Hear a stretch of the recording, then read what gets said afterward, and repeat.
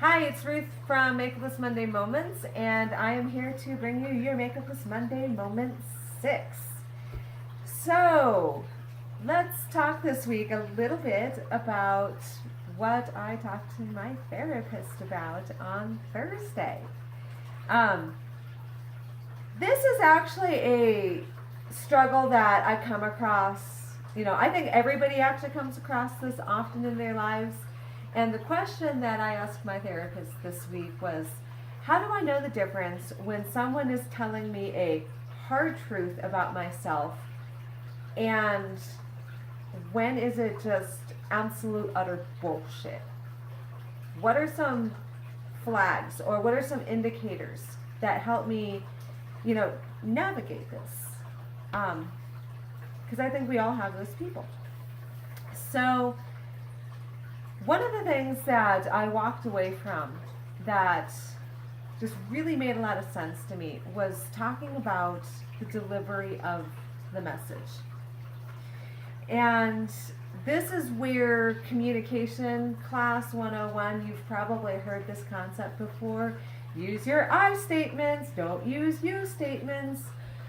But we were kind of able to unpack that a little bit and see why I statements are so much more effective than you statements. And by the way, just because you use I statements, it does not mean that you will always receive the desired response or expected response, but that's why you shouldn't have the expectations. Let me explain to you why they work and the differences between the two. So, let's create a scenario, or just a quick example.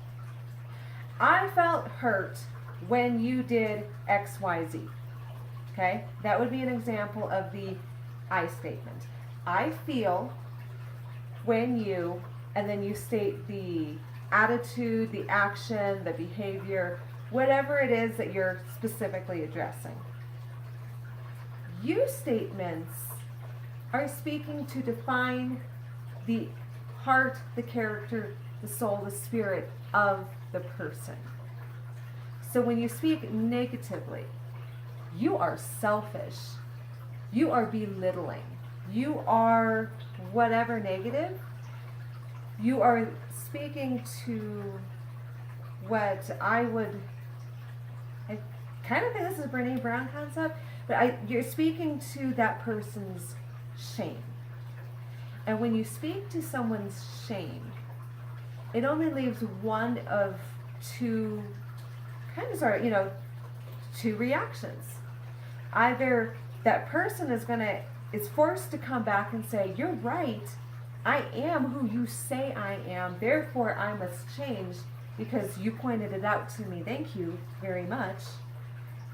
Or what I would say 99.9% of us do in those moments, and that's go on the defensive and say, no, I'm not, and let me tell you X, Y, Z. And then usually that person comes back with, no, it's the hard truth about you. Let me tell you really who you are, my opinion of you. And it then blows completely up from there. I feel the I statements give you a way to express your feelings, your emotions about what occurred, while specifically addressing a behavior that can actually be changed or be altered. It leaves room for discussion. I feel bad, I feel angry, I feel hurt, I feel belittled, I feel abandoned when you do XYZ, is giving you space to express your feelings, which are valid from your perspective, without assigning blame or motive or intent on that on that person's actions. That gives the person a safe space to be able to come back and possibly say, you know what, that wasn't my intent, but I'm sorry that my behavior caused you to feel that way. Let's talk about that. Then there's no expectation. Change can be made as needed without attacking the spirit, the heart, and the soul of the other person. I think a lot of times we use you are statements or passive aggressive, maybe not so direct you are, but the passive aggressive ways that we have of communicating the you are statements. Maybe not intentionally as a weapon, but I think it's because the I feel statements are so much more vulnerable. I think that they take a lot more work, they take a lot more effort, they take a lot more really hard thought process, because they don't assign blame. When you're feeling angry, you want to blame someone for how you feel. And I feel statements require you to step back and say, no, maybe it's not exactly your fault. I can say I feel and still give you a chance to not be wrong. Anyway, so when you're speaking about, or when someone's trying to tell you something about you, that's just something to listen for. Are they speaking to something you've actually done? Are they speaking to something you've actually said? Are they speaking to an incident? Are they speaking to a specific pattern of behavior? Or are they speaking to define you as a person? If that's someone that just regularly does that can understand, maybe it's time to reevaluate. I like what my therapist said. I thought it was just very different, because most people, you put up these boundaries, which means you cut people out of your life. You have nothing to do with them again. And I really appreciate the fact that she uses the word pause. Maybe you just need to put the pause button. Doesn't mean that in 6 months from now, or a year from now, or 2 weeks from now, or an hour from now, you won't figure it out. And you can talk about this.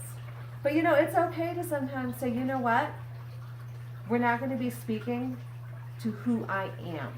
As long as you continue to speak negatively about who I am as a person, it's okay to put the pause button down.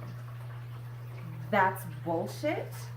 That's the bullshit that I don't actually have to sit and listen to. Talk to me about what it is I've actually done to hurt you, so that I can specifically and knowingly and mindfully perhaps make those changes. And so anyway, that was just our part of our therapy session, and it was something that just really helped me think things through so much. I thought I would just share that with all of you. So anyway, thank you so much for watching. Go ahead, subscribe, link down below. I don't remember if I put out, but I'm going to not advertise, but just promote now that I have my oil cleansing, what is oil cleansing, skincare video out. And I will be dropping more videos later on this week in skincare, and hopefully I'll get something put up in the makeup department as well. So keep your fingers crossed on that. I will admit I struggle shooting makeup and writing in the blog, but we will get better at this. Part of Makeupless Monday is about growth, doing it your way.